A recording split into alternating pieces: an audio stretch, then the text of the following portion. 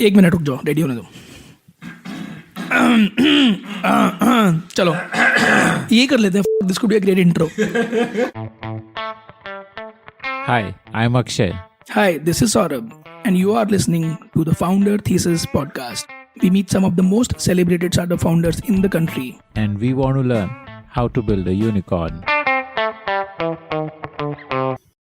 Hey, I'm Rajiv. I'm a partner investor at Antler India, and I was one of the founders at Urban Ladder.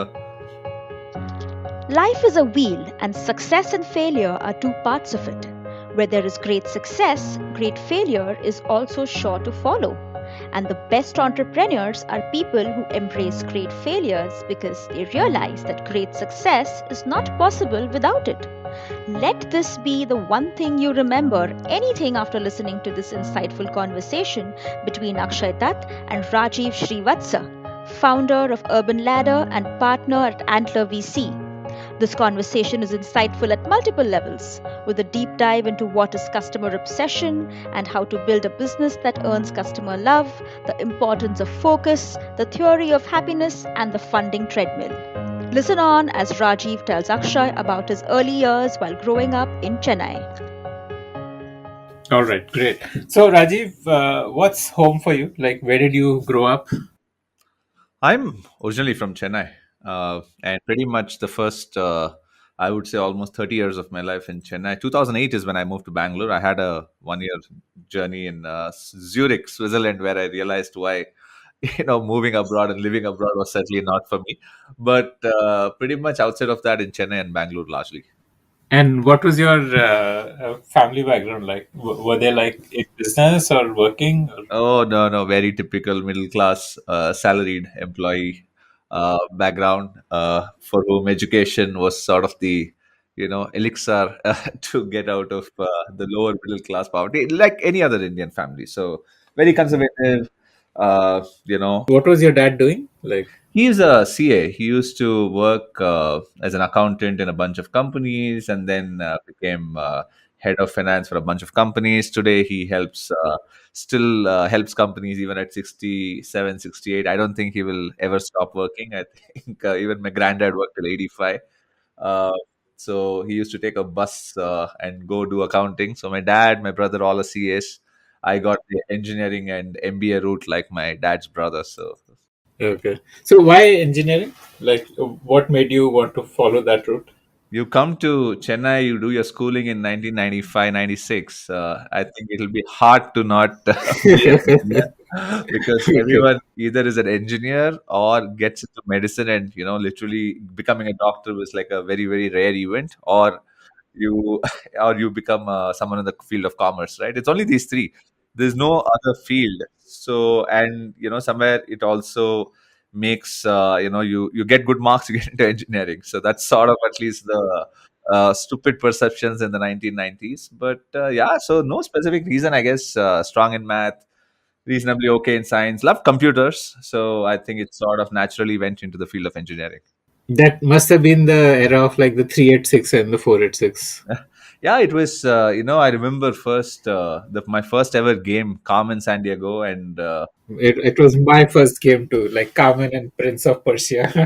yeah, exactly, Prince of Persia. The first time I ever saw, my own code show the output on the screen, I like literally, it was orgasmic. So, this was 10th grade. So, I think that is when I fell in love with computers, right? 1994 to be precise. And yeah, then got a computer, I think, for myself in 1996, first year of college, maybe. And from then on, like pretty much glued on to that device. Just when the device became a mobile phone, glued on to that device.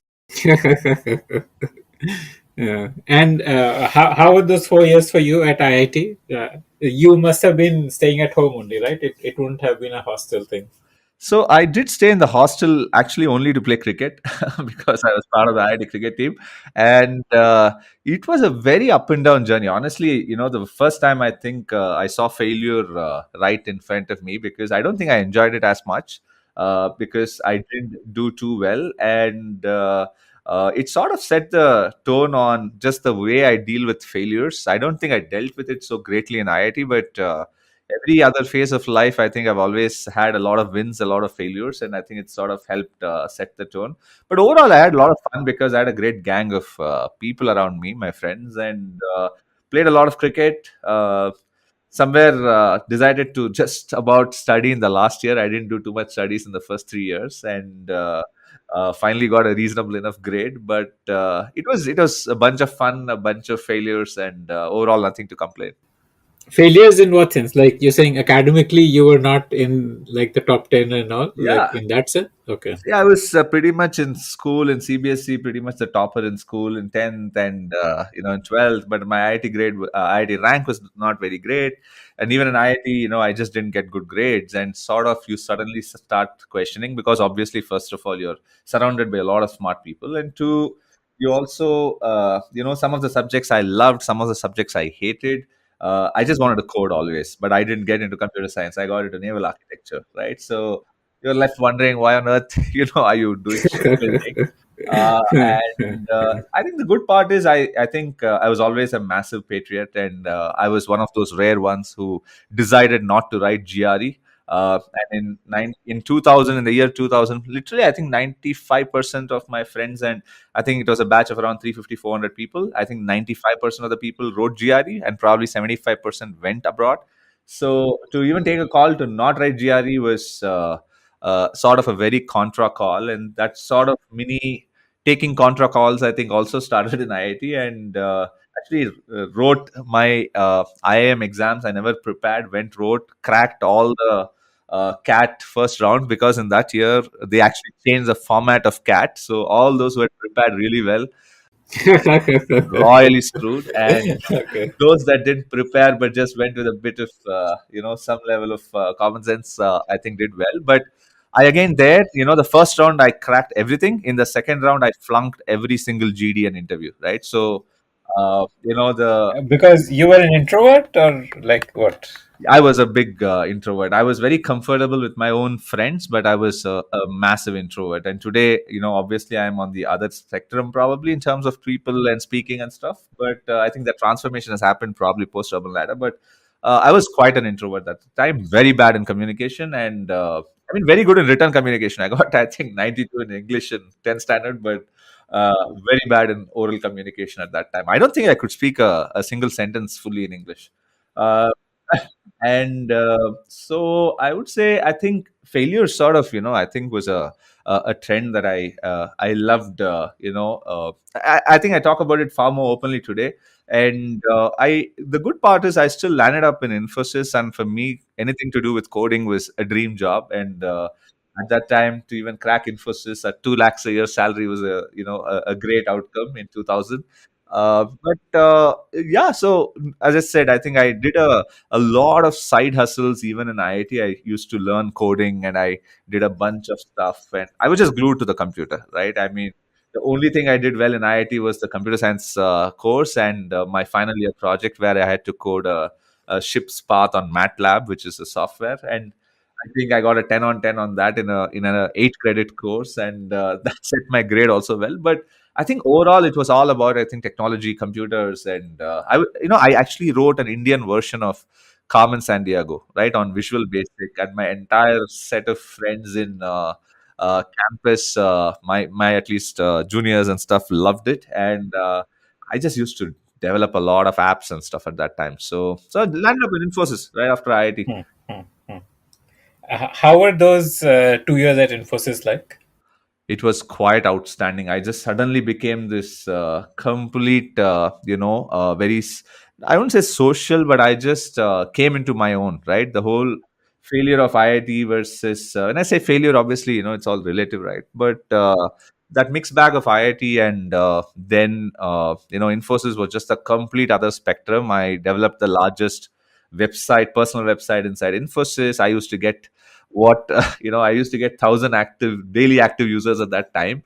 I had like a massive collection of songs and downloads, and I don't know what not, and I developed all So of. this was like on the intranet or something like that. Yeah, so Infosys, obviously you do your own work, and I love the work itself in terms of, I did a bunch of projects for Boeing and Amex and a company at that point in time called Greenpoint Mortgage and 3Com. I even was one of the first ones to go on site, even in the second year. This was all in 2001, 2002. Humongous set of friends, a lot of fun we had, in the Infosys gang. I still am friends with a lot of people there. And developed my personal website and really, cranked that up in terms of, literally everyone in Infosys Chennai used to come to that website every day. And was doing very well at work. So literally the polar opposite end of the spectrum. And Infosys was sort of set the tone for pretty much the rest of my life. Understanding what company culture could be when you get so many people together. What is entrepreneurship? What is just taking up a notch on everything that you do, and the kind of people that I interacted. I have to thank Infosys a lot on some of those groundings. So why did you not want to like be a career Infosys man? Like why did you want to like move out and do the MBA thing? Funnily, in hindsight, if you look at it in the last 20 years, everything for me, I think there's a 4 to 5 year time in which I either have to question myself whether this is what it is, or I start getting bored if there's not something new, right? That didn't happen in Infosys. That doing an MBA, I had given CAT, I didn't clear it in 2000, and was always just on the anvil. I thought, okay, 2 years was a good time, so let me again retry the CAT. This time, I again gave the CAT. The only difference, I I had just come back from on-site, and I didn't prepare as much for the CAT again. But lesson learned from the previous time, I again cleared, I think 4 out of the 6 IIMs at that time. And this time I said, okay, let me prepare properly. I suck at something. Let me just go prepare. I went to one of those coaching institutions. I think it was Time. I went for a 1 week course on handling group discussions and interviews. And it was, I think, for me, my role model, even within the family, was my dad's brother. He did his engineering from CIT, and he did his MBA from IIM Ahmedabad, very celebrated. He went on to become the CEO of one of the biggest, he was the CEO of Kevin Care. His birthday is one day before mine. So it was like, okay, if Ramesh Peripa, which is Ramesh Uncle, did this, okay, this is the path that I also have to follow. So IIM was just, sort of IIT IIM. I was at that time for sure, behind brand names, and it became very obvious that I had to go crack IIM, and it worked out well. 2 years may, that work experience also gave me the confidence. I was slightly better off on communication, uh, and I cleared IMB and landed up at Bangalore, and yeah, I think just the confidence in Infosys probably had a great thing to do with respect to getting into IIM. And for me, I always was a jack of all trades, in terms of just overall in life, right at school, to loved a variety of things. I was never the all work no play guy. So it just made sense to get into an MBA. And though I do regret stopping coding in 2003, right after getting into, maybe during IIM I coded last. After 2004, I have never coded in life, but that's my one small regret. But otherwise, going for MBA and IIM made a lot of sense. So was it a better experience than the 4 years at IIT?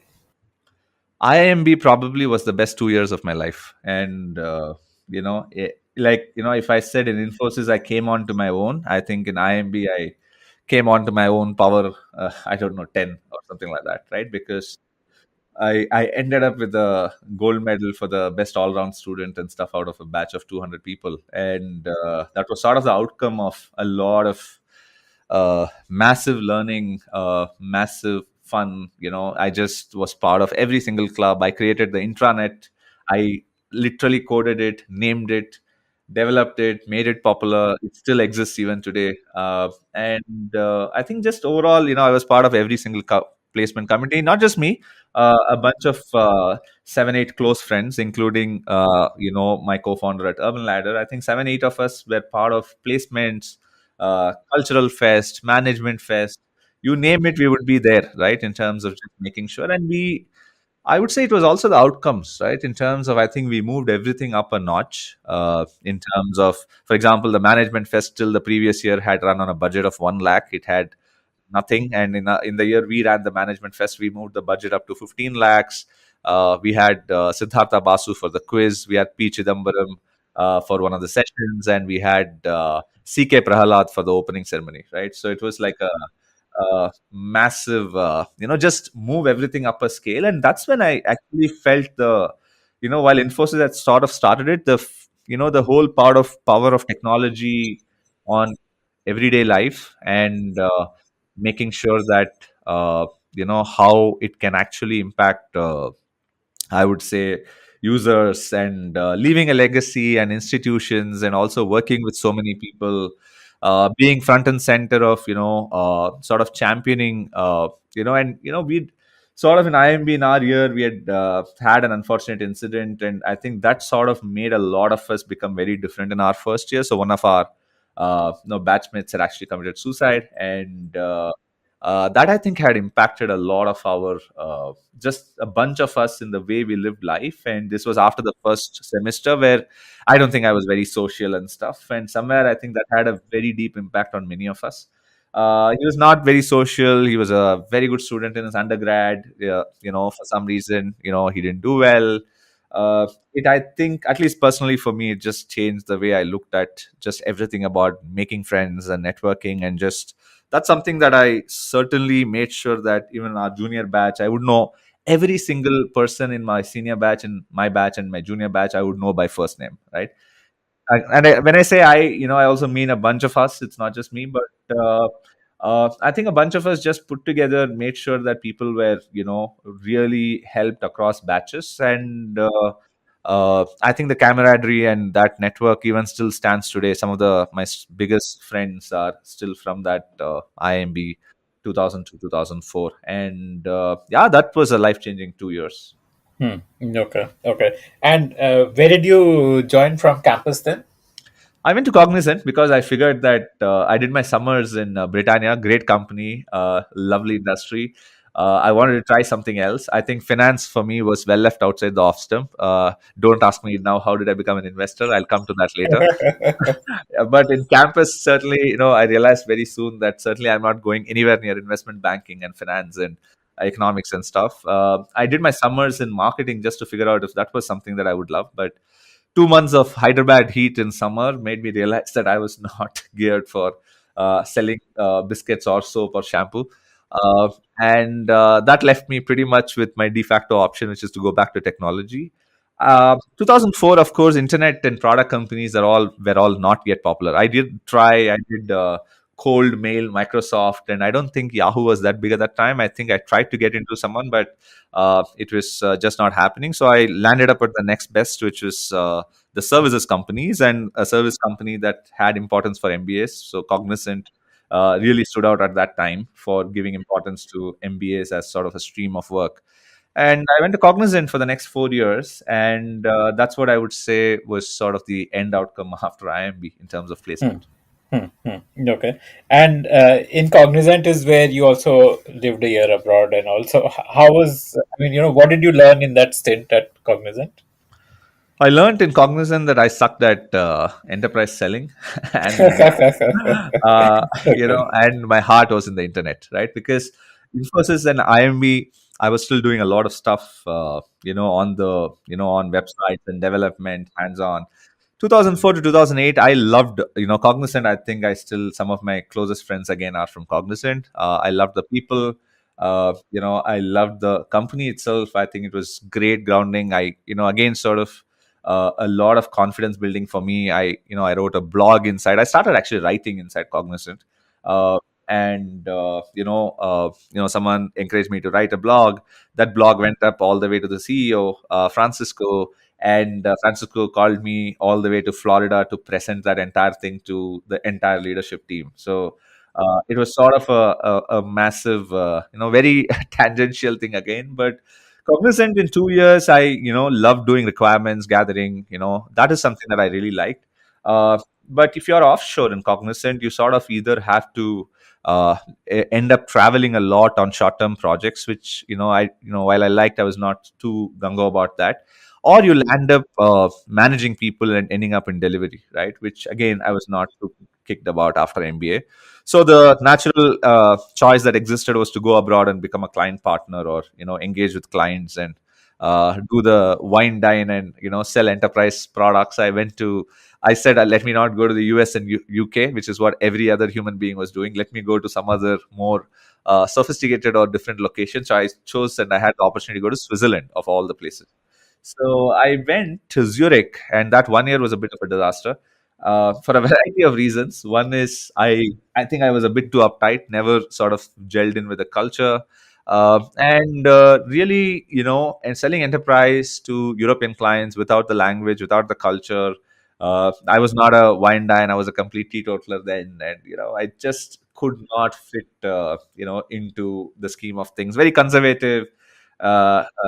Tamil boy, suddenly landing up in Zurich trying to sell to enterprise clients, not happening. Didn't enjoy life, didn't enjoy work. And as I said, I think my heart was in the internet. And at that time, I think the likes of, I would say, Flipkart and everyone was just about starting and really said, okay, let me just, I don't like the location. I mean, Switzerland was great for touring for 2 weeks, but it was pretty depressing, especially in winter, to live without a network. And said, let's get the hell out of Switzerland and let's get back to India. That's when I sort of moved to Bangalore. As I said, again, cognizant, a lot to learn, selling enterprise. Some of those still I help, it helps me, when I look at SaaS companies or just looking at SaaS as a field. But certainly not where my heart was. And internet is where it had to be. So interviewed with a bunch of companies. Thankfully, I landed up with Yahoo. I actually flew down from Zurich for a week and did a bunch of interviews over one full day. Some 8, 9 interviews, 5, 6 phone conversations, 5, 6 interviews at Yahoo's office, UB City in Bangalore, and the Yahoo team liked me. I loved Yahoo, and then that's when I landed up in Yahoo in 2008 in Bangalore.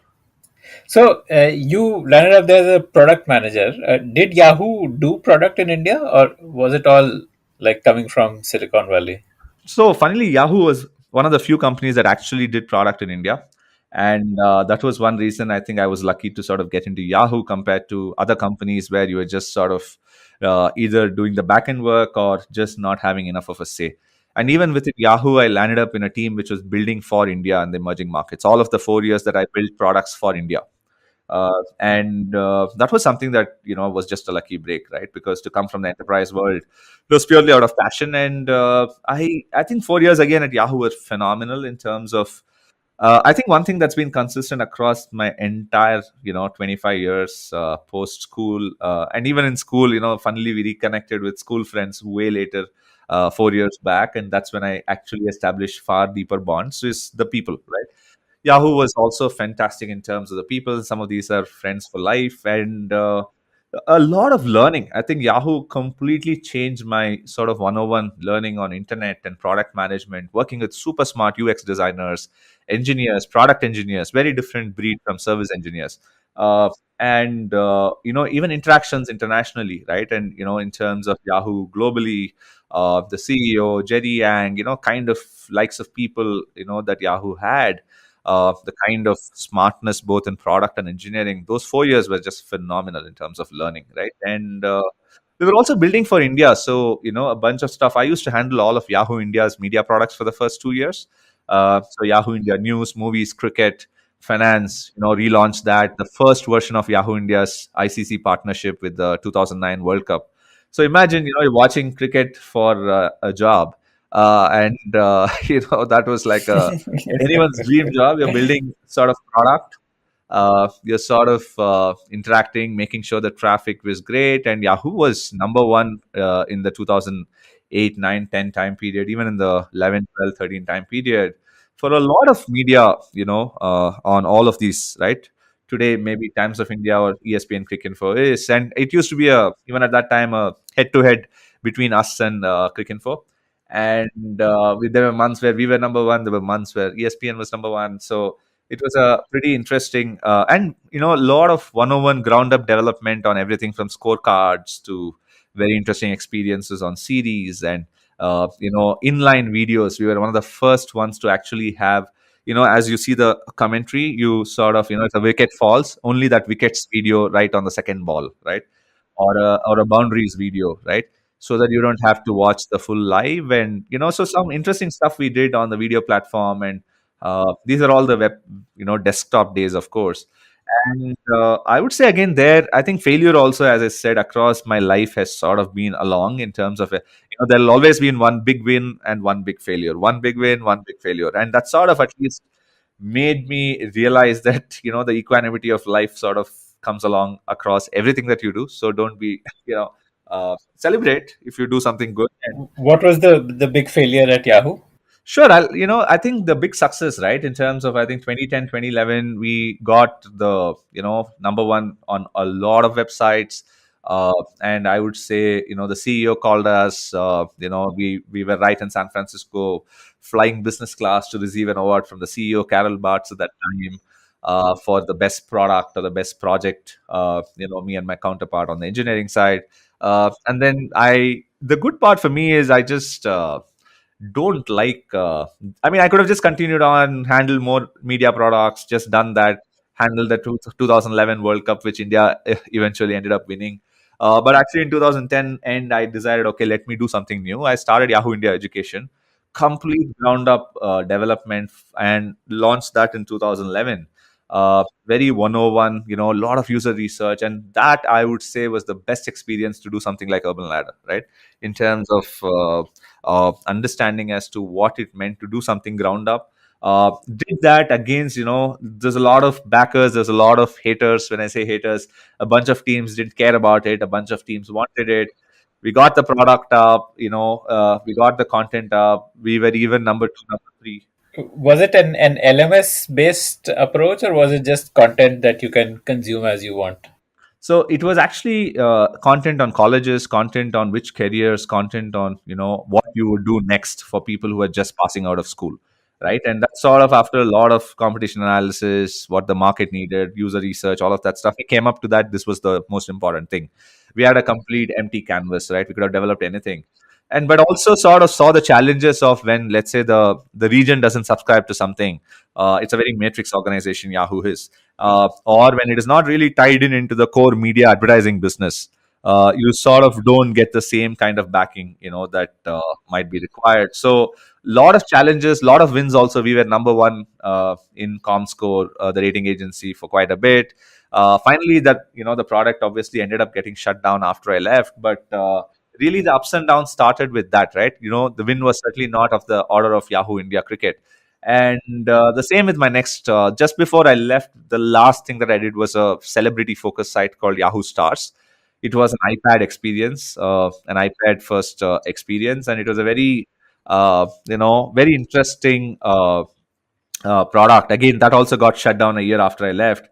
And that was done in a rapid, 6-month development cycle along with engineers from China, right? It was sort of a joint development between Yahoo India and Yahoo China, or Yahoo Taiwan, if I'm not mistaken. And, it was, again, something very different, very new, very risky. Didn't know whether the region really wanted it. There was a lot of pros, a lot of cons. But honestly, at the end of the day, Yahoo also, I started doing more presentations to justify the product rather than products. And when you do that for a while in a corporate, it starts getting to you. And that's what made me realize that maybe I should go do something of my own, right? So I think every sort of failure point also gives you the energy and the risk to go do something next. Otherwise, you're going to be, there are so many people who have been in companies, of course, doing well, 15 years, 20 years. But I just don't think it's a life fully lived, right? You don't experience different cultures. You don't go create something interesting. You don't get a flavor of the world and different people. You just get into your comfort zone. And for me, that was just not me, right? Every 4 years, I just needed something different. So, yeah, so that's sort of what ended up happening. If you like to hear stories of founders, then we have tons of great stories from entrepreneurs who have built billion-dollar businesses. Just search for the Founder Thesis Podcast on any audio streaming app like Spotify, Gaana, Apple Podcasts, and subscribe to the show. While you were at Yahoo, did you form any opinions as to why Yahoo did not? Why did it eventually, die down? Why didn't it, Microsoft, for example, is older than Yahoo and continues to grow even today. Why didn't Yahoo go that way? Why did it kind of, was it the culture or what was it? It was very simple. There was always a confusion between whether are we a media company or are we a technology company. There was a push and pull, and we should have. I mean, that confusion led to, I would say, one reason for the close to death of Yahoo. The second was missed the boat on mobile. The third was missed the boat on everything else also, which is social or local. And that's it. I mean, you miss these two, three big boats. You're not going to obviously end up being someone meaningful, right? It's sort of, there were literally two, three different things. There's just lack of clear focus. And most startups, most big companies, I think, fail due to lack of focus or lack of experimentation, right? And it's on two different spectrums. So I would say experimentation boldly. Yahoo, I don't think did enough of that, and focus on its core. I don't think Yahoo did enough of that. And But it was also not clear what the core is, like whether the core is media or. Yahoo still had a lot of great talent. I think the culture was fantastic in terms of just developing stuff, and engineers really wanted to do stuff. So I wouldn't sort of call that upon as much as. And again, this is all very easy to say in hindsight because you have a 10-year, 20-year thing, and now I can say as to why that happened. At that time, I don't think anyone. I mean, if someone knew it, I think they would have done it, right? So Yeah. it was not for want of trying. It just different things happen, leadership changes, and all of that stuff. But anyway, yeah. Okay. Okay. So when you decided that you've had enough at Yahoo, so what? Tell me about that journey from quitting Yahoo to launching Urban Ladder. Like when you quit, did you have a clear idea that what is it you want to do next, or you took your time to figure out, and then what was that journey like? So somewhere around 2011 middle is when I started thinking, okay, something needs to happen. And then coincidentally, in a car conversation with Ashish, he brought up that Ashish, right after IMB, we used to do literally everything together in campus, and he was my next door neighbor also. So he went to McKinsey and he went to Amar Chitrakatha, and 2011 middle end, he was also thinking of moving out. I had had talks with a bunch of friends, explored some startups. I actually interviewed with Flipkart around August 2011, and I was sort of be ready to leave. I still remember when I talked to Binny. Binny also. I told Binny. He interviewed me. Sachin interviewed me, and Vaibhav Gupta, who's sort of the founder of Udan, he had just joined as the head of product then. He also interviewed me, and I was just, we were just talking about Flipkart. I had gotten an offer from some other company in Bombay. Again, very respected founder. And so I was like, okay, I have to do something startup-ish. Then the thought occurred as to why should I do this logical thing of moving from a big company to a startup and then do my own startup? Why not just skip one step and really start up, right? And that coincidentally, I was talking to Ashish around August, September of 2011. Right around the time I had to either confirm or go ahead with the process of one of these guys. Uh, and one thing led to the other. We said in a car conversation in Indiranagar in Bangalore, we're just going for dinner. I think one of those days, we both stayed in the same apartment complex, and we used to meet literally every other weekend. So let's do something, and one thing led to the other, and in a month we said, okay, let's do. Funnily, the first idea was online grocery, and that was September 2011.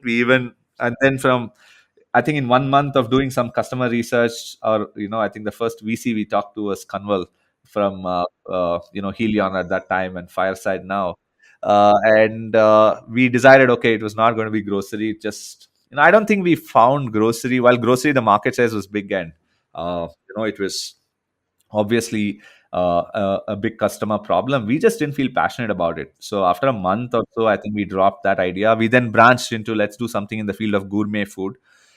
We even named, funnily, that company that we named in gourmet was Corn Ladder, CORNLADDER, right?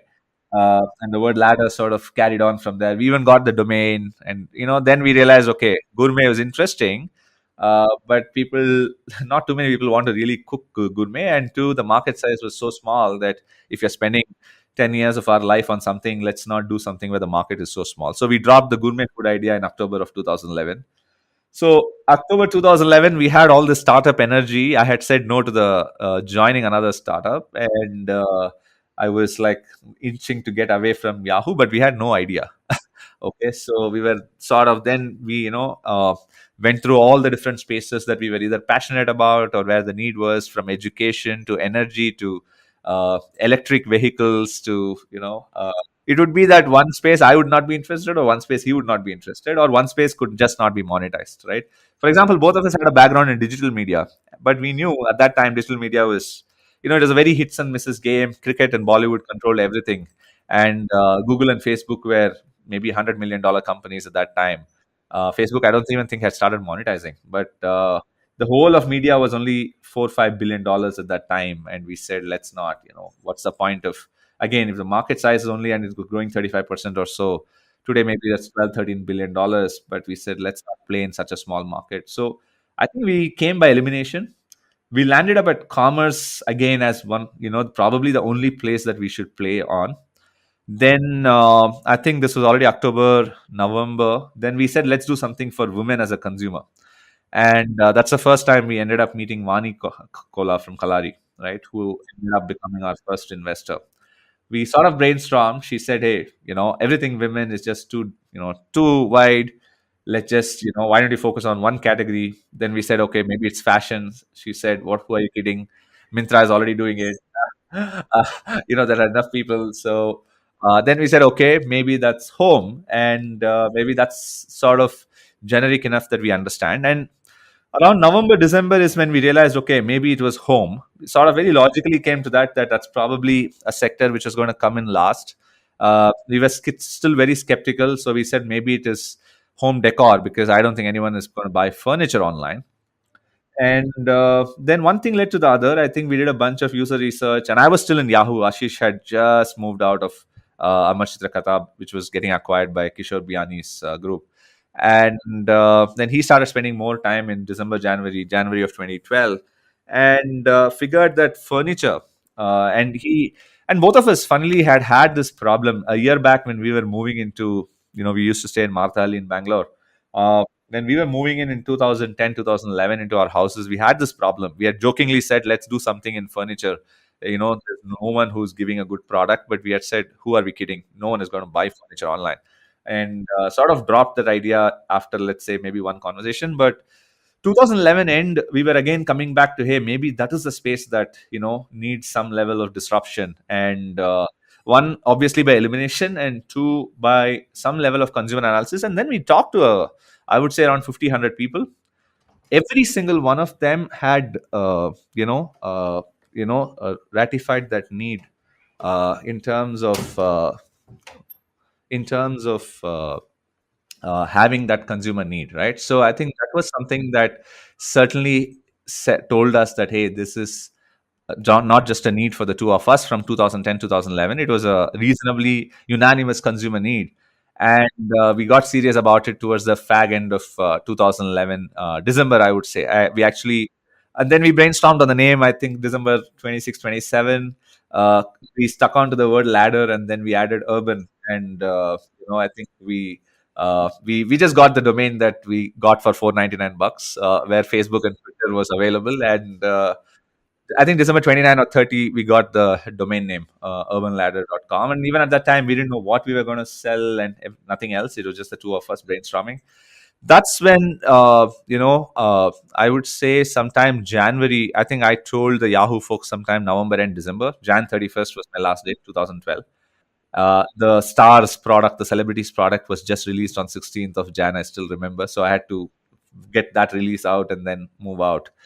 So I came on board full-time Feb, and we thought we will, start off with beds sourcing from Bangalore. And we just didn't realize, honestly, even at that time that, so we just didn't realize at that time as to which category, where we were going to source from, what is the kind of company. We just knew that we were going to build a technology online brand selling great home stuff for customers. And even in the second conversation with Vani was like, hey, just do one category even within home. Don't, you can't do A and B and C. That just becomes too much if you're creating a brand. I think a few things we were clear that we would hold the quality and the designs of the furniture that we were going to put out, because at a very early phase of our life, we finalized both the vision and some of the core values, right? We said the whole point of us doing homes was India homes were just not as beautiful as some of the Western counterparts.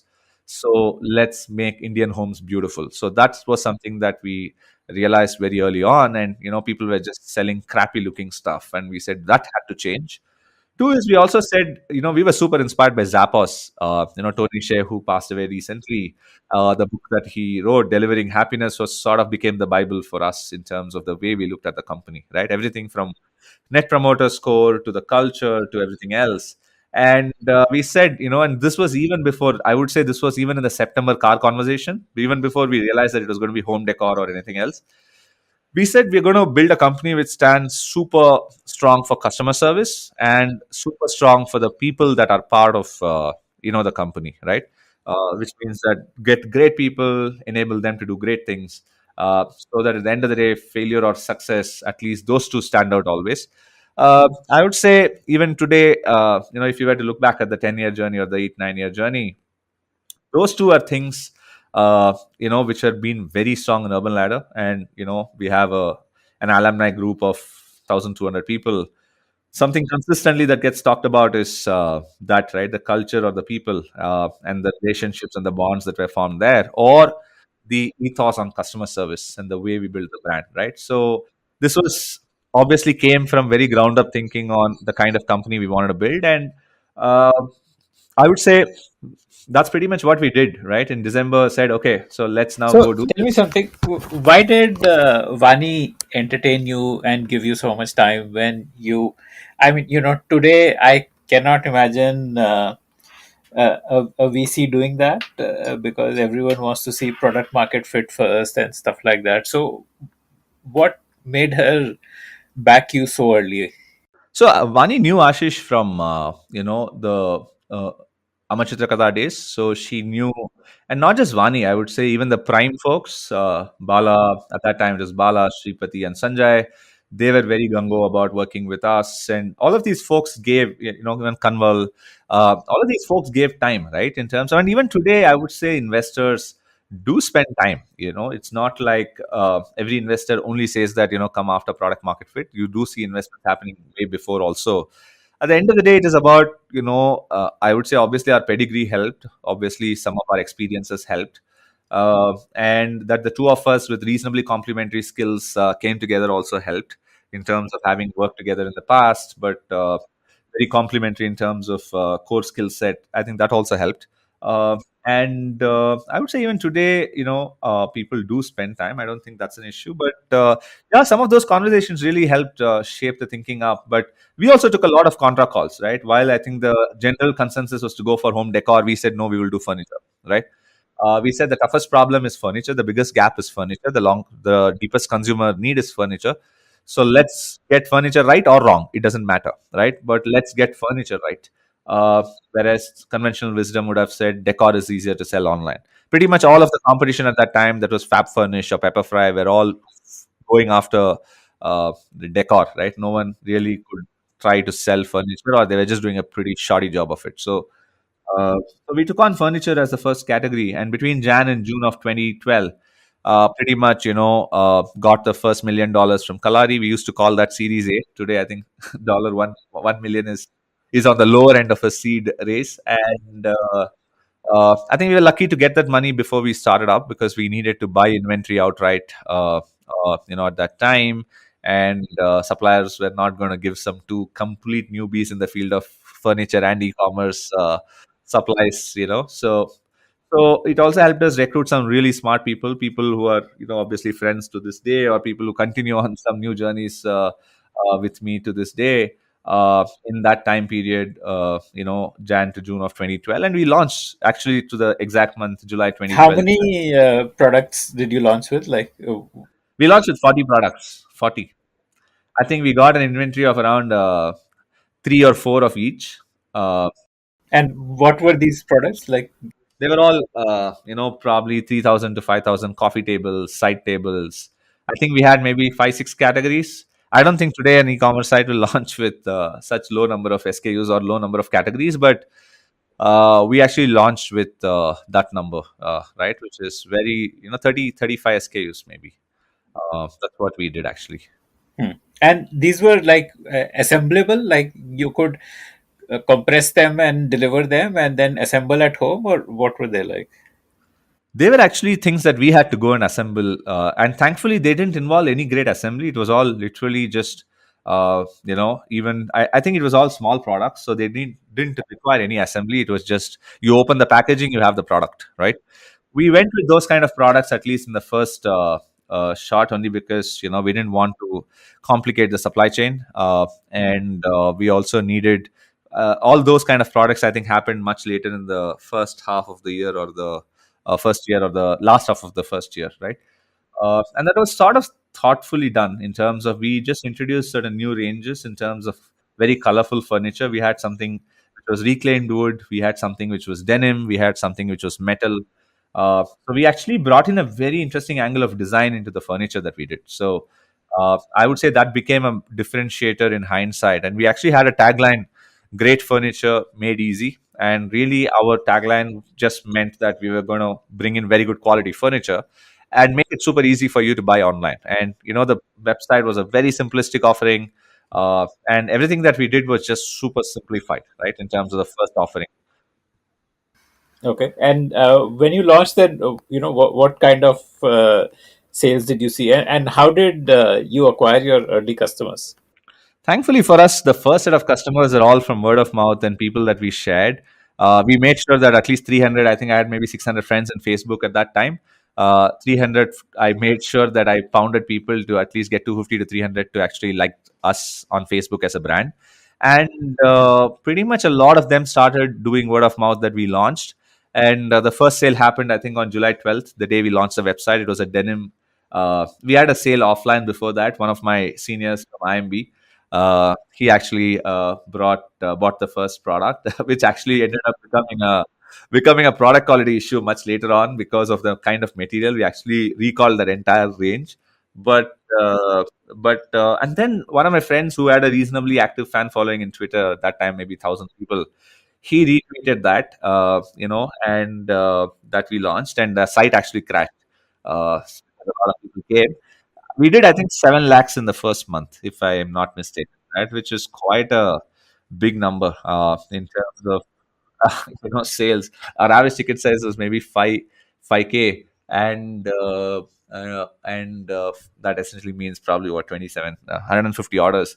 We used to get, yeah, around 5 orders a day, and that was good. 7 became 15, 15 became 20, just kept growing after that. And which was all, I think we started marketing maybe Q4, maybe September, October of 2012. And Facebook at that time was arbitrage, right? We were the first ones to use Facebook for Facebook ads in India, right, for commerce. And we actually literally became a case study for Facebook. So, so I would say, yeah, first few sales all happened directly out of the network and just doing a bunch of targeting on Facebook. That's, I think, beyond 20 lakhs. I think it started because of Facebook and the way we used Facebook for targeting. And for very little money, we got all those. And we did a bunch of offline events also, uh, in the first 6 months. So things that did not scale Like this. a pop-up store or something? Pop-ups, we went to one of the very popular events in Bangalore called Soul Sunday, and we also went, put up posters in apartments and did some pop-up things in certain apartments. And I don't think any of them individually got anything major, but I think all of these put together, at least in Bangalore, people started knowing of us. And your sales were largely coming from Bangalore only? Like you were focused on Bangalore as a territory? So funnily, we started off all India, and then in a month and a half, we pulled back only to Bangalore, Delhi, and Bombay. Right. So I think it. I think by August we started. July in all India, we got it all anchored around the NPS. I think in Bangalore, where we could put in our own delivery team, we got an NPS of around 65 or 70. In everywhere else where we were working with third-party logistics providers, we got an NPS of, I think, 5 or 10 or 0 or something like that. And we said if customer obsession is the first value we are building the company on, let's not do this for sure, right? So we pulled back overnight. We lost 35, 25, 30% of sales. We could thankfully install an installation team in Bombay and Delhi because of our network. These are all people who stay even till day, right? In terms of Urban Ladder, so these are the people who became the first, employees in those cities. And even in Jodhpur, we got a big sourcing hub there, and that continues to be one of the big sourcing hubs still. And really, the idea was to say that let's do installation, and this was the contra calls, right? We didn't anticipate on day one that we were going to be having to do everything from design to delivery, right? But it ended up within two months, we realized that every part of the supply chain was broken, and we had to do everything from design to delivery to all of the stuff. And so that's precisely what happened. And we set up a team and we pulled back any other third party logistics. And from then on, we have only been doing our own delivery and installation. Right now, maybe things have changed in the last year, but really, that's what happened by August. And we were in three cities. I would say Bangalore was probably 40-50% of orders. Delhi was maybe 30, and Bombay was maybe 20. Okay, so you did not have like third party sellers, like a marketplace model. Everything was uh, like your own inventory, basically, which you designed or you purchased outright, and then you were selling it. So yeah, so we sort of converted to a curated marketplace kind of a model much later, but that was where sellers used to come because the sellers became the manufacturers. But that was way later. In the first year and a half, we were just completely designing and developing everything. And we had even by the end of the first year, I think we had maybe a catalog of 250 products or so across maybe 20-25 categories. And really, the idea was to make sure that we got in products that made the consumer's house look good, and they could easily purchase it. We started, I think, so far sometime in the fag end of the first year. Bigger products, I think the ticket size slowly started increasing, right? I think at its peak, Urban Ladder ticket size was probably around 18-20K. It started at 3 or 4K in the first month. And really, the idea was to obviously sell the bigger products because at the end of the day, your main furniture needs in the house are sofa, bed, and dining table, right? Everything else sort of becomes secondary to that. And so that's sort of what, and I think dining tables maybe we launched within 6-7 months, sofas within 8-9 months, and beds within a year or so. And mattresses came actually much later. And really, that's sort of the evolution in terms of the product range. Cities wise, we were only in three cities because we wanted to get it right. It's a very localized supply chain. It's a very heavy dependency on quality of transport and stuff. So we, I think, got the first three cities right for the first year and a half or so, and then opened the next four cities only in year two, sometime fag end of year two. And I think the following maybe 10 cities we opened only in year five or something like that, right? We didn't we were just because again, furniture is a very localized play that way. So a lot more focused on everything from product range expansion to design styles to the cities we were in to pretty much everything that we did as a way of life. So during this time, what was Pepperfry doing? I mean, they are like the biggest competitor. So were they also following a similar approach of doing everything on their own, or what was happening on the competition front around this time? So funnily, I think the whole of the furniture category was so unorganized. I don't think any of us were taking market share from anyone else. So 10 years out today, I don't know. I mean, I'm slightly disconnected from the furniture industry itself for the last year, but year and a half. But really, at that time, honestly, if you were to ask me, of course, for Pepperfry was far more of a marketplace. They had thousands of designs for maybe a few hundred designs. Quality wise, once you go the marketplace route, you have a very good quality, which is super expensive. You have a really bad quality also. Since they were working with third party on pretty much everything, it was very unpredictable in terms of their quality of service. Their NPS was hovering in the very low 0 to 20 range. Our NPS was absolutely bang on, always in the 75 range every single month of our life. How do you calculate NPS? Can you just as a quick aside, just tell me that? NPS, thankfully, is a very standard metric. You ask customers whether they would refer us on a scale of 1 to 10, how likely they would refer us to their friends. And if you do a 9 or a 10, that's great. If you do a 7 or an 8, you're neutral. And if you do anything less than 6, you're bad. The NPS is calculated as those that gave you 9 or 10 minus those that gave you anything 6 or lesser by the total number of respondents. So just to give you context, if you need an 80 NPS out of 10 people, you let's say you don't screw up, or you screw up one order, you need the other 9 to give you a 9 or a 10, not even a 7 or an 8. In which case, you will land up at an NPS of 80, which is why great companies do an NPS of around 50 to 60. It's very difficult to have NPS beyond 60, actually, because even if out of at scale, you're always going to get some detractors who had a bad experience, maybe not because of you, but because someone screwed up something on that way, right? So it's a very difficult measure to hold consistently at 70 and 80, which is what we did outside of a few months where we had system upgradations or some massive supply chain blockages. We pretty much, through the at least the 7 8 years I was there at Urban Ladder, we had a 70 NPS, right? And I would obviously, that the NPS, three big parts to it. One is the entire experience with our delivery, installation, customer service. Two is the quality of the product that lands up at the customer's place. And three is the entire online experience and just them as a brand, and how good the brand is as a referable source, right? I think all three came together to give us that NPS. And whenever, as I said, months where it didn't do well, one of these three would probably be a massive hit, right? So NPS is a great measure. I would say the number one measure for any consumer-facing business, enterprise or consumer, in the early days, to measure whether what you're doing has any legs at all, right?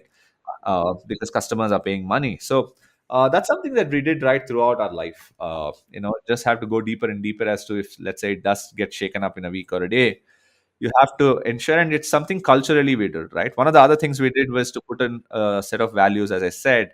In addition to the vision statement of making millions of homes beautiful, we also said that we would focus on this whole thing about having fantastic customer experience and values. So we actually named our value system at that time CHEFS, CHEFS.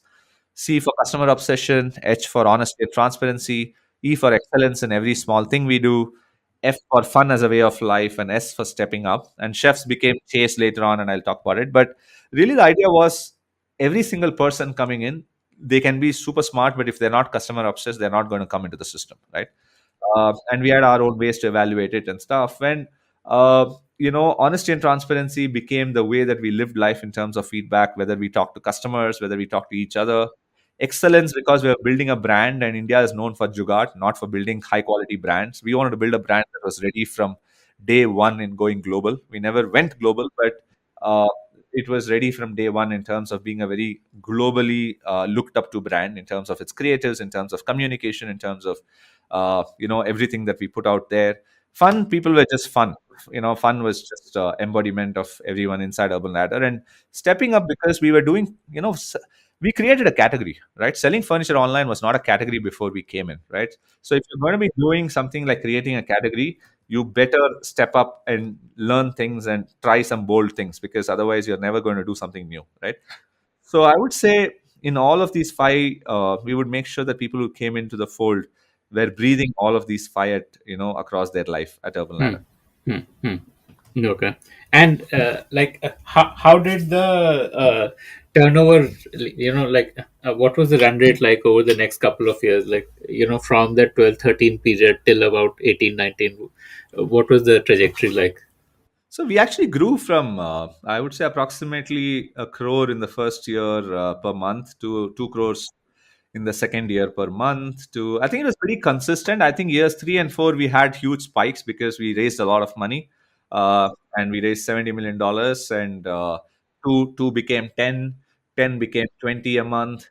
So 20 became 25, 25 became 30. I think at its peak, I think we have done even, I think 1 month we did 50 crores a month. I think Diwali 2018 probably was probably the peak. 50 crores approximately, a revenue rate of around 600 crores or so. Uh, but yeah, that's sort of at least the evolution. And there have been times when it has sort of stayed stagnant too. There have been times when it just crazily spiked up. Uh, yeah, I mean, outside of those, I would say I think the periods where we were more consistent was the most steady, predictable. I think we were doing things far more thoughtfully, I would say. I think times when we were really spiking up, I think something or the other gave in, right? In terms of whether Maybe it was a marketing cost that gave in. Maybe it's the product quality that gave in. Maybe sometimes when we were not growing, I think the momentum, the morale sort of was not great. So it was sort of I think the times when we were steadily growing 2x a year. And this is my biggest lesson and learning for founders, right? I think unless you are in a winner takes all marketplace where just the market demands you to sometimes just spike up what Reid Hoffman calls blitz scaling, don't do these spiky things, because spiky things are probably important in certain of those markets, and even those, just be thoughtful on where you're spending crazy amount of money or energy. But outside of that, I would say consistent growth, 2x a year, 2.5x a year, 3x a year. 3x is phenomenal. Even 50% to 100% is great. But if you can go around the 2 to 2.5x a year, I think you're building something very, very meaningful in a 10-year period, right?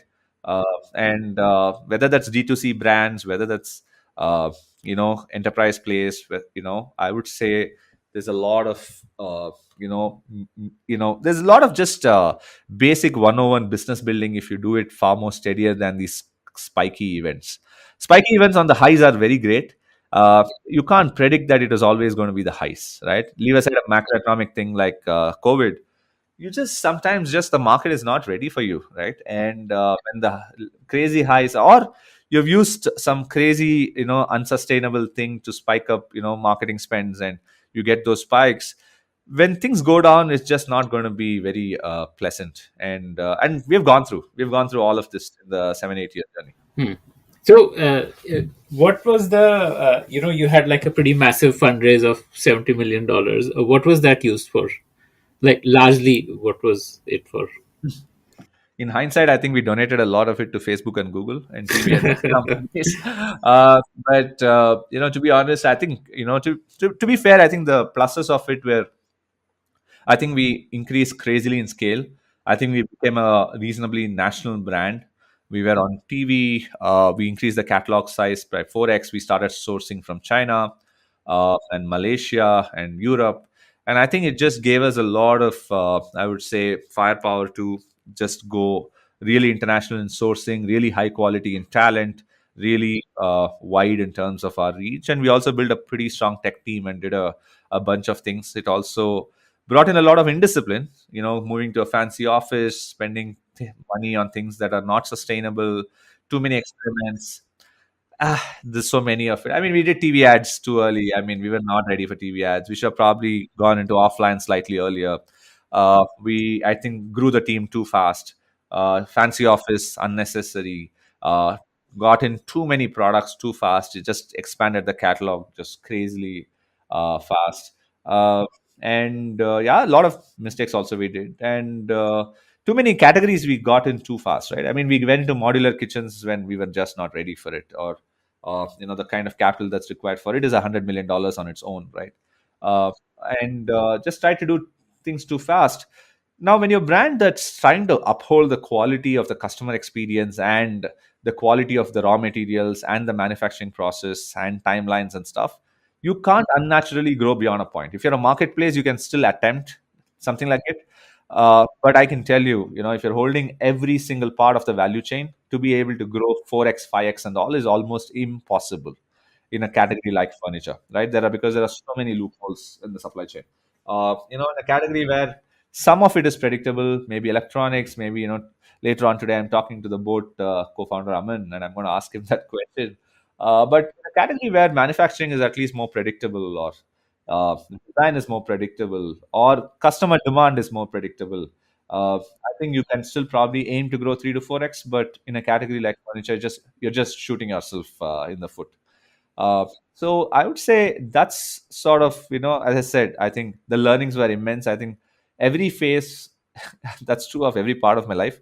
There have been some great things achieved. There have been some huge screw ups, and which is why I think overall, in a 25-year period post school, I think it's just been the concept of equanimity has just been closer home. So I think no better case than Urban Ladder that way, in terms of just it was almost like sitting on a sine wave. Was it that you got into a cycle of fundraise, and once you do fundraise, then you also need to show much faster growth, and to show much faster growth, you burn more money, and then you need again that fundraise. And so, what like did that mentally cause you to get to make these kind of mistakes that you talked about? See, honestly, you enter the VC game, it's a game, right? It's a treadmill. Yeah, it's a treadmill. Absolutely. Yeah, you have to keep running on it to. Otherwise, you should not. So the moment we entered that treadmill, we needed to know as to what we were getting into. So I would just, nothing to blame. I think it was just decisions we did, and things that didn't work out as per plan, and things that we, strategy mistakes in terms of expansion. And as I said, I think the good parts of it was we still held the customer service and the NPS. We still held the product design and a lot of learnings, right? Again, the ups and downs in terms of how you react is also important. I think the moment you enter that treadmill, you also need to show growth. And somewhere there, I think the market has also been sort of very wayward. 16, 17, it sort of pulled back on growth. So we pulled back as a system in the 17, 18 time period. Then by the time we got into fundraise zone in 18, 19, the market again wanted growth. And you can't, like it's not like, you switch this on, you switch it off. That's not how it works. So I think it is also a lot about timing, in terms of new regulations from the government. There are just so many variables in terms of everything from decision making to market to hires, in terms of why things happen the way they happen. So it's probably a bit Why did the term sheet get pulled back? that's what I'm saying. The I nothing predictable, nothing. No, I'm just giving these as sort of examples to say that uh, there are, it's almost like the butterfly effect, and you control certain things, you don't control certain things, and it would be both silly and trivial to sort of try to encompass 7 8 years into either a half an hour conversation on Urban Ladder, or there is no one single aha moment that either caused something to go positive or one single aha moment that caused something negative, right? It is just a lot of decisions and a lot of things, in terms of over a very elongated time period. My bigger learning is I think founders should just sort of stick to certain things which are their strengths, understand where they need help, get in people that can help them, have very clear, and this is sort of very universal, be very obsessive about customer orientation. Otherwise, just using capital to grow or using capital, all this press, all of this is all fantastic. But really, unless you're just fundamentally being close enough to customer, solving a customer problem, and really the only true great example in this world is Amazon, right? 25 years later, if there was one company that is still as crazily customer obsessed as it was in 1996, and it shows with the power of the wealth that has been created in terms of just the company or the offering and how it has just become part of a verb, right? And I would say that's only the true essence of what you're building. Everyone talks about it. Everyone makes enough of a brouhaha about it. I think in Urban Ladder also, I think we were one of those rare ones that just didn't talk about it. We just embodied it into every one of those 1,200 people that crossed the system in Urban Ladder. It is just the times I think that we did not do well. I would all point to where we were moving away from doing it well enough, right? And be singular in terms of focus, right? You not don't just play to the tunes of either amount of capital, and be true to who you are as leaders, who you are as people. Uh, Beyond that, there is always going to be macro market situation. I mean, COVID just came and really screwed the entire industry, and it was just funny coincidental that at that time we didn't have too much capital in the bank, right? So we had to sort of make do with what was best at that time. And there are things which are just beyond your wildest predictions. We were getting to in that 1920, which is a very challenging time period. We were getting to, the team was just putting so much effort to get back to track and get to zero burn. By I think June 2019, we got to zero burn. We got to zero burn on a much lesser revenue scale, compared to the 360 crores at peak. We got to it at 200 crores. But something like COVID that happened in 19 and shut down everything, I don't think anyone could have predicted, right? I mean, the team was heart and soul giving its best in that 1920 time period. So I would say, at the end of the day, startup paths take on so many different meanings when they get acquired, when they, get a new life, when they shut down, or when they become unicorns and decacorns. That it's always a culmination of a variety of things. But the only unanimous thing is being super obsessed on customers, and making sure that the strategy is focused on playing to your strengths and being a lot more steady in terms of how you deal with either people or with customers, instead of just a lot of freebies when you have a lot of capital, pull back everything when you don't have capital. All these ups and downs just don't work in the real world over a longer time period. So, was Urban Ladder a furniture company or a tech company? You said that Yahoo, in case of Yahoo, there was a confusion on whether it was a media company or a tech company. Was it something similar in your case? Or, like, were you clear on? No, we were not, I think. 15, 16, maybe we thought we were a tech company that was selling furniture. I probably made the mistake the most. And that was just stupid. We were a furniture company and we should have played to that strength. And tech was obviously a massive DNA of the company in terms of data, in terms of the way we did things. But we were not a tech company, right? We were a furniture company. I think we realized that by 17, thankfully, right? I don't think, that the cost of that was maybe 1.5, 2 years of very heavy use of capital. But in terms of tech team size and, the fancy office and all of that stuff. But Tamil Nadu was a furniture company and it is a furniture company. And yeah, so I think that was something that we realized, thankfully, early enough.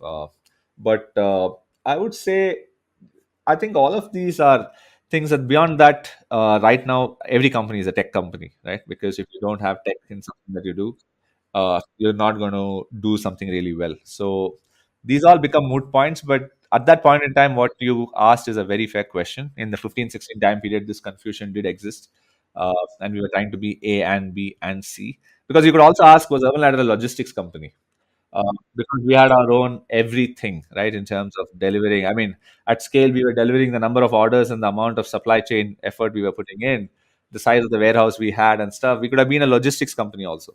Uh, so I think we were a furniture company first. Everything else was sort of to support the furniture company. That's how I would put it. Hmm. Do you think it was a mistake to go and do the whole full stack yourself? Unlike say Pepperfry, which you told me was largely doing third party, and they continue to thrive.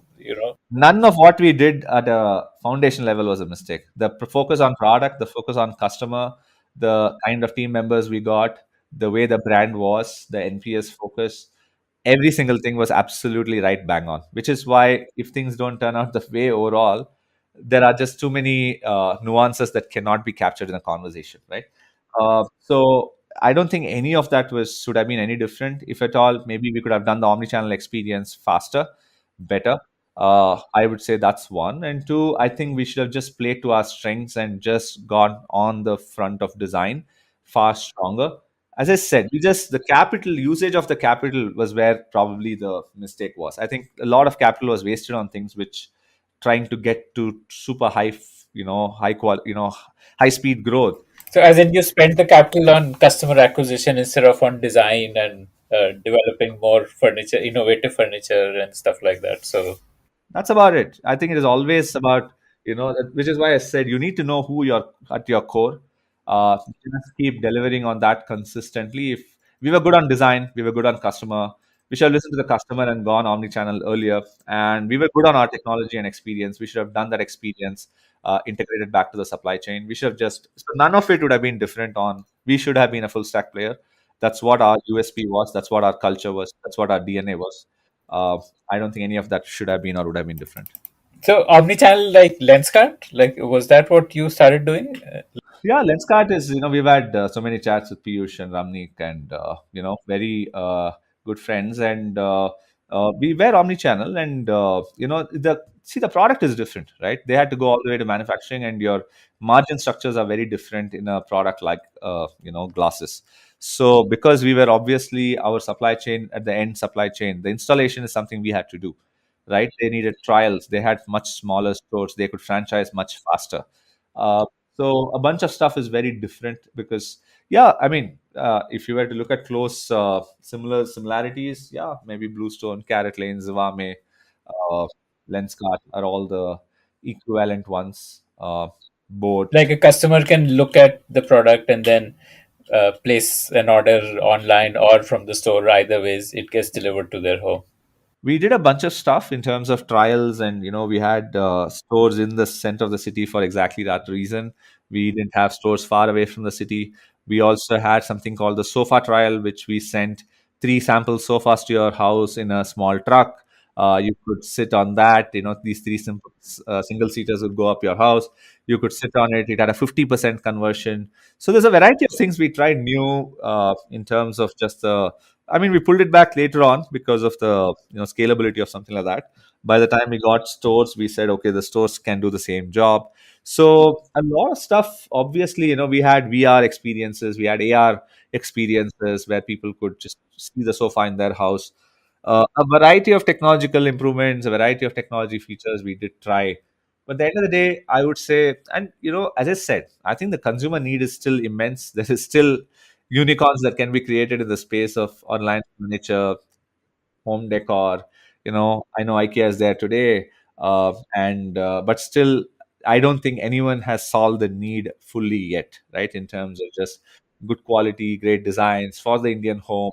Thermal Ladder is trying it, Pepperfry is trying it, IKEA is trying it, but this market needs, I would say, a lot of innovation there, and hopefully, we'll get either one of these existing ones or some new one to be a unicorn in that space. Hmm.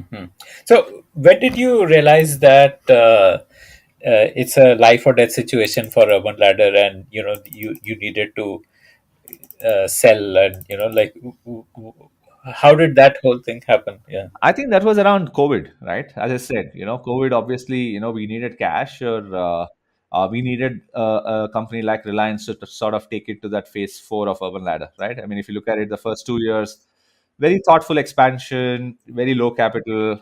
Next, that was 2012 to 14, 14 to 16. We really got a lot of capital, crazy expansion.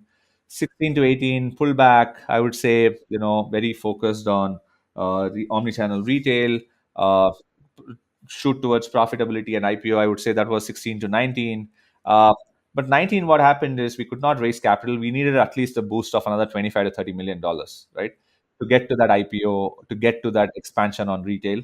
Because we could not raise that capital, we had to get to burn zero, which we got to by June 2019. It's just that 2020, COVID hit, and we certainly needed a boost of capital because revenue was zero, right, for 2 3 months.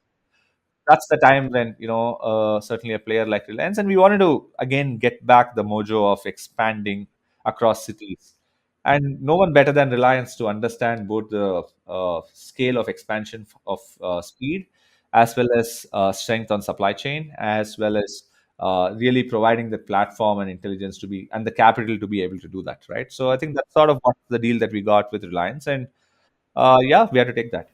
Okay. And like you have sold off your stakes completely also, like Reliance owns it fully, or?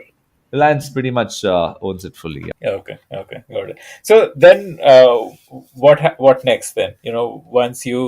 Once that chapter of Urban Ladder ended in your life, it must have left a void, no? I mean, Actually, no.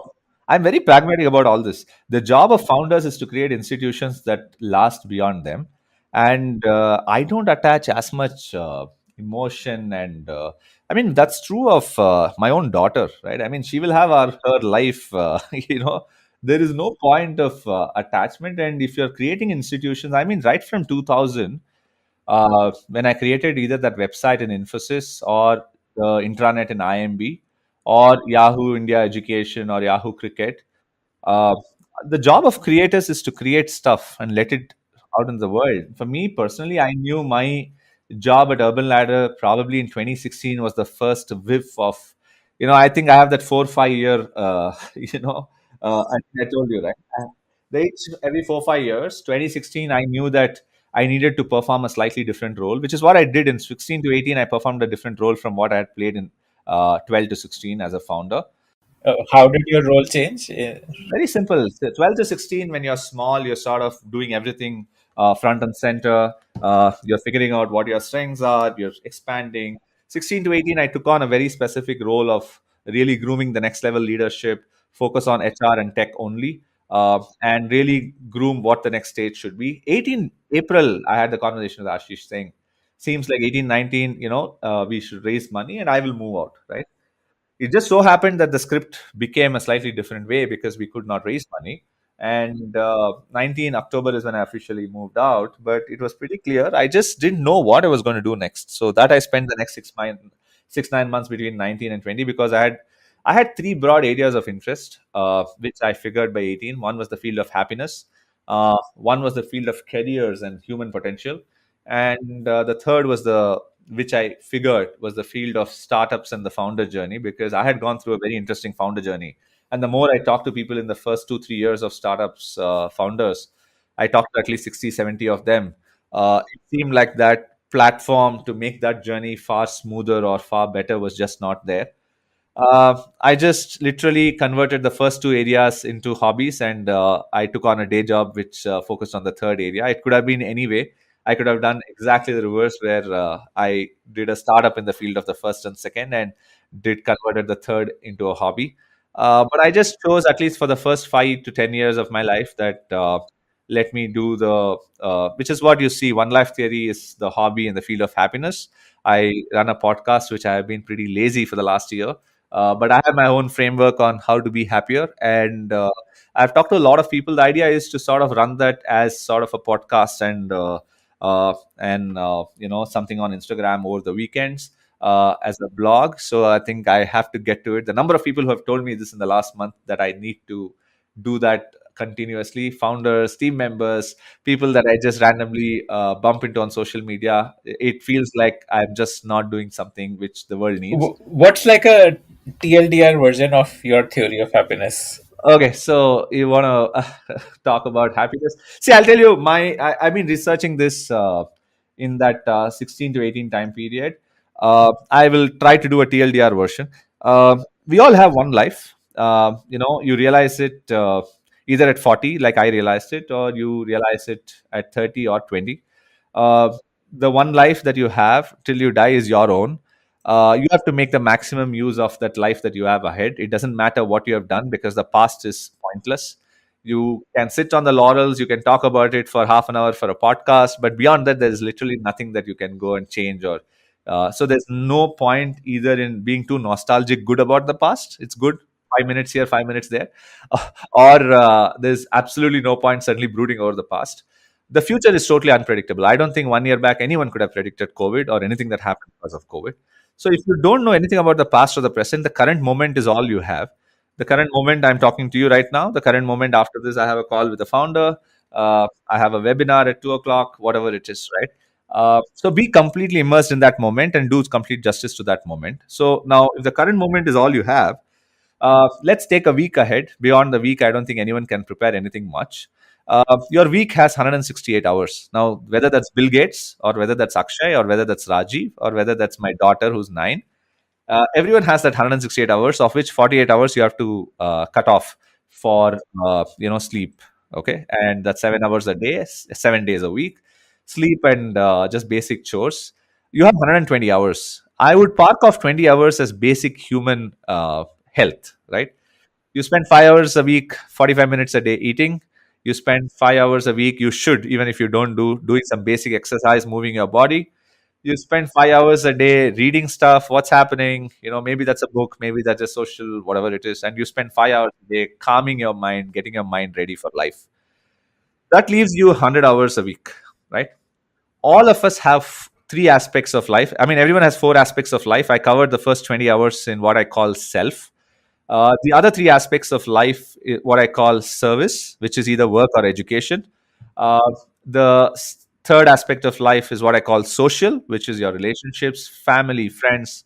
And the last aspect of life is what I call senses, which is fun, hobbies, whatever else you do. All human beings, and when I say all human beings have 100 hours or 120 hours across these four aspects of life, or 100 hours across these three aspects of life. That's it, right? Whether you're a 20-year-old who's just graduated, getting into your first job, whether you're a 30-year-old figuring out and maybe having a midlife crisis, whether you're a 40-year-old who has a daughter who's maybe running an investment company, whether you're a 50-year-old, you have these 100 hours a week that you can quote unquote allocate into different aspects of these life. The way you allocate these different aspects of this life is all the decision you can make to make sure that the present moment that you are spending on is worthwhile. Okay, you don't have any regret on the present moment. You're not thinking of spending that anywhere else. If that's what it is, now whether that's so, now let's come from the easiest to the toughest, right? You anchor at a very specific aspect in life. Maybe in your 20s to 30s, you want to anchor around getting great global experiences. Maybe 30 to 50 in your life, you want to anchor around work. You want to create a startup. You want to do something really well in your work life. Maybe 50, you want to anchor around travel. You want to anchor around relationships. I don't know, right? There are no templates to any of this. You could choose to do this at 20. You can anchor around startups. You can choose to do the 20 to 60. You want to anchor around work.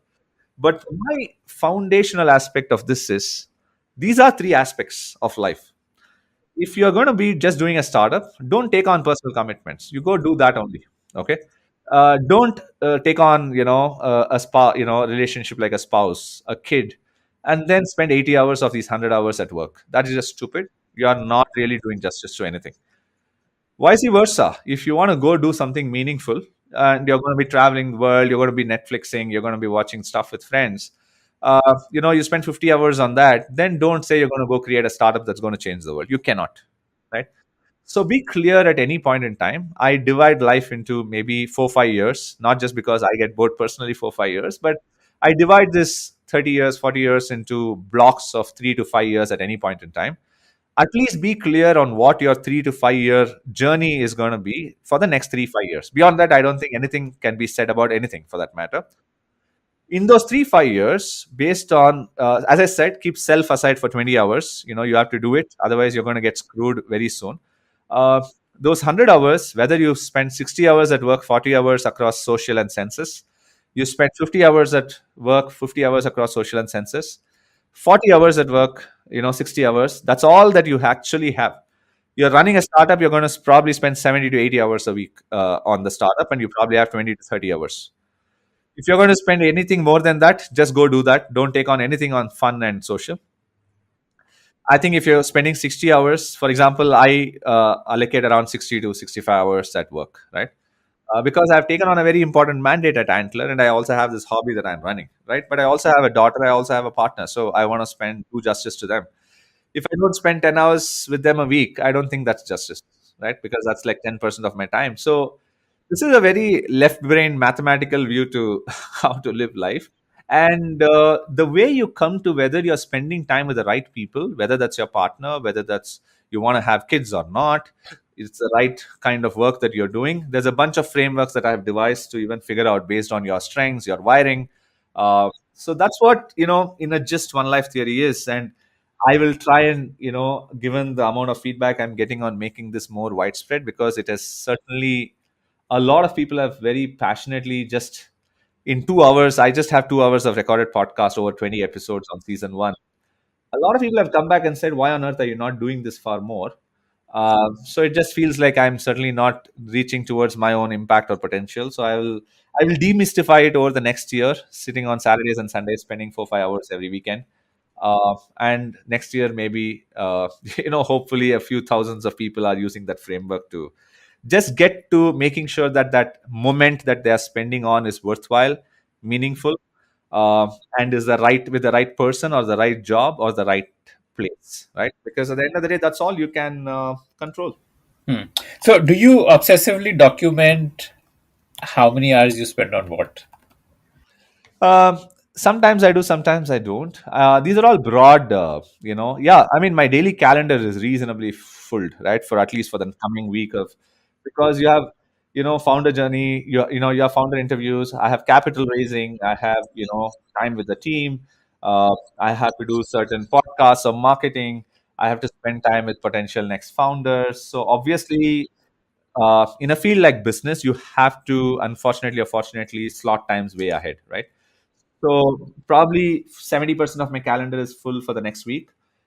Maybe 20% is full for the following week. I have broad times that I mean, you do sleep from 12 to 7. It's not some rocket science there. You have to get up, you have to, I have some broad times, but unfortunately, there's a particular personality type that I am, right? I mean, there are one of the things I didn't go deep into. Each of us fall into one primary personality type, and this is the Carl, the Jung framework. It's the basis of the MBTI Myers-Briggs frameworks, but it is not the Myers-Briggs framework. I mean, there are a lot of topics, Akshay, that we can keep talking about. But definitely, we want, I have to wind up in the next 10 minutes too. But, so based on my personality type, I need that. The reason why I said that was I need that balance of predictability and freedom. If I slot too much, I absolutely hate it. If I don't slot enough, then also I hate it, right? So based on your personality type, I think at the end of the day, if you're very right brained, if you're too much of a, there are four personality types. One is called intuitor. You can go check it on Google. Intuitor, feeler, sensor, thinker. Okay. For someone like a sensor, they need some level of freedom, but they are okay, ambivalent.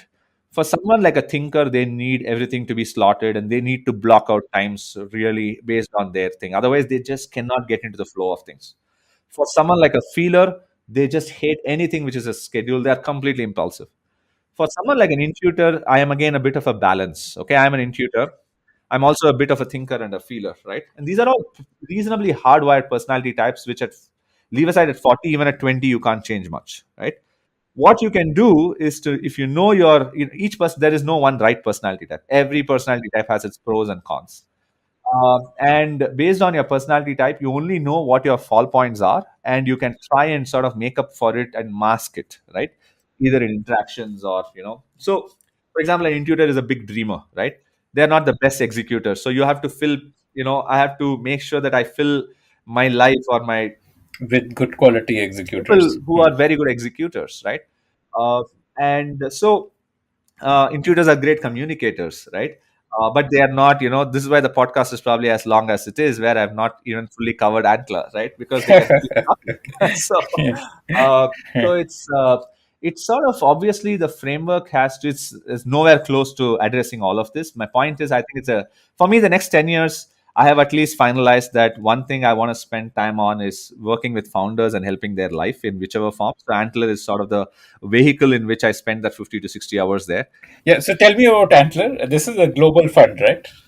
So funnily, I actually in October 2019, when I decided to officially move out of Urban Ladder, I only eliminated one option. I said I will probably join another startup. I will probably do some freelancing. I might start up again. I might even go global. I might even do something new for a big company, but I will not become an investor because I had never invested. And and funnily, so many serendipitous conversations. In March of last year, just around lockdown, I was pretty clueless on what I was going to do next. And I had eliminated a bunch of things. I had eliminated big company. I had eliminated even a newly formed startup. I had two options in mind. One was to sort of freelance and work with a variety of startups because I loved the energy, or I wanted to be a founder again, and I was jamming with someone who probably would have been my CTO co-founder, right?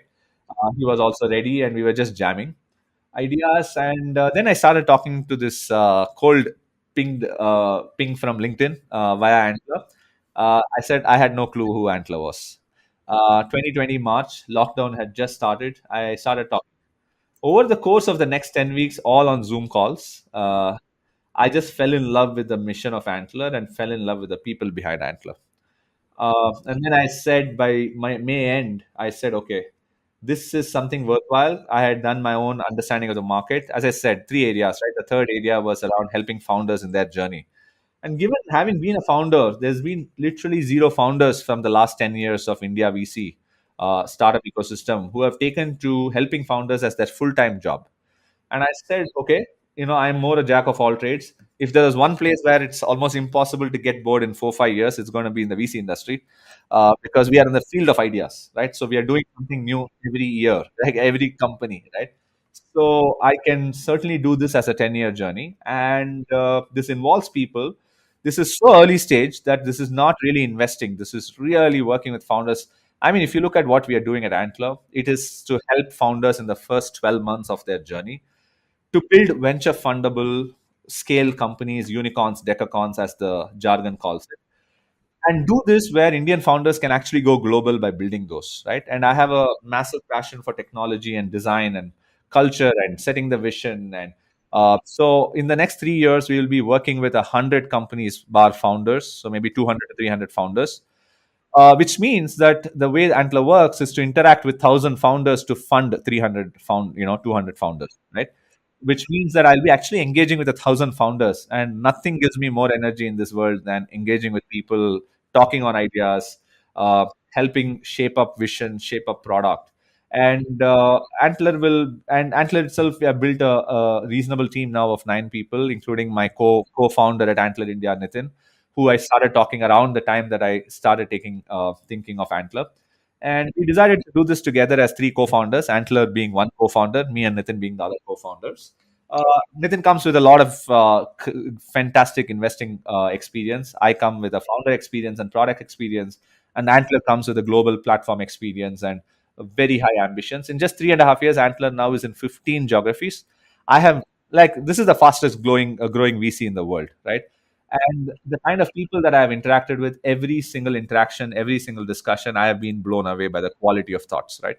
So it is probably the smartest network of people in the world right now, and probably the fastest growing VC and the fastest growing platform. Success or failure, I don't think anyone can. It's as much as a success or failure of a company that we fund.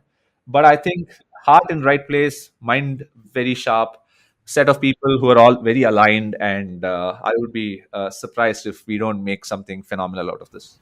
So, could you give like a quick reverse pitch to founders? Like, what kind of founders should approach Antler, and what do you look for? Yeah. So we look for people who are as ambitious as us. So someone who wants to go create great scale companies, that essentially means a unicorn or a decacorn in the next 5 to 10 years. When I say unicorn, decacorn, valuation is the way in which it's assigned, but really because it involves employing thousands of people and impacting millions of customers. So that's the first one. Very ambitious founders solving deep problems that customers are facing today. So we love problems either in the field of, as core as mental health, creator economy, work. So we are sector agnostic, right? So founders just need to leverage technology and play massive scale games. And third is someone who's looking to do all of this globally, right? To build India. We believe this decade, while the last decade there are 40, 50 unicorns that have been created, maybe 6, 7, 8 of them, largely enterprise, have been global, right?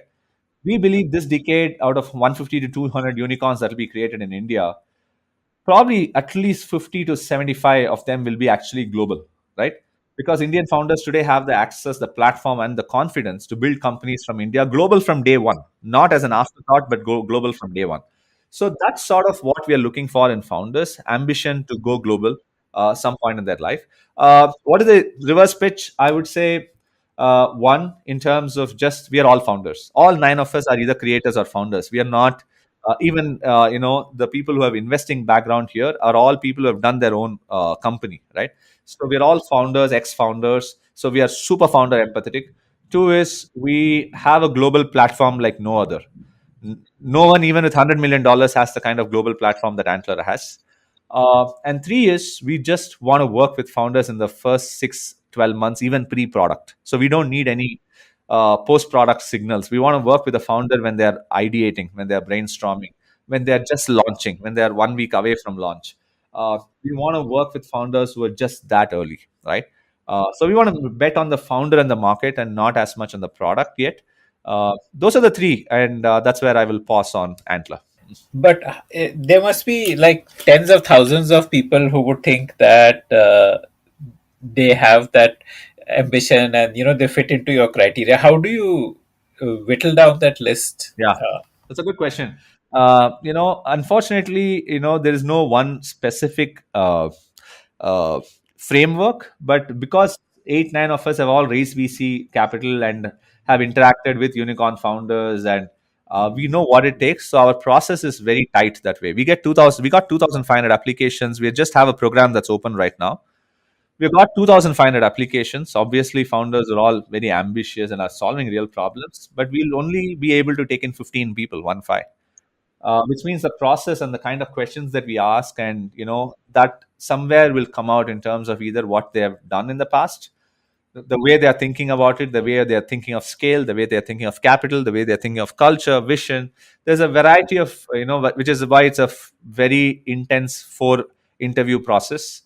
where we test all of this at some level. Because at the end of the day, it's not just for the founder; it's also for us. It's a 10-year journey with those founders, right? And the founders should also get very comfortable that these are the people that are worth partnering with. It's also possible that the founder hates us, right? And it's very fair. We like the founder hates us, but we have not had one such situation till now, at least. Because today capital is very available, so I don't think capital can any longer be the differentiator, right? Capital is just a good to have, and we don't want to differentiate on the quantum of capital. That's not our game. That has never been our game. That will never be our game. It is the people that we have. It is the people that the founder will work with. It's the platform that we have, the platform that founders can go global with, which is going to be our differentiator. And yeah, that's the story, and that's why founders should come to us. Okay, got it. Amazing. If you are a founder or an aspiring entrepreneur interested in getting supported by Antler to build the next Indian unicorn, then do check out antler.co/India to apply for their funding and scaling up program. If you like the Founder Thesis podcast, then do check out our other shows on subjects like marketing, technology, career advice, books, and drama. Visit thepodium.in, that is thepodium.in for a complete list of all our shows. If you like the Founder Thesis podcast, then do check out our other shows on subjects like marketing, technology, career advice, books, and drama. Visit thepodium.in, that is thepodium.in for a complete list of all our shows. This episode of Founder Thesis Podcast is brought to you by Long Haul Ventures. Long Haul Ventures is the long haul partner for founders and startups that are building for the long haul. More about them is at www.longhaulventures.com.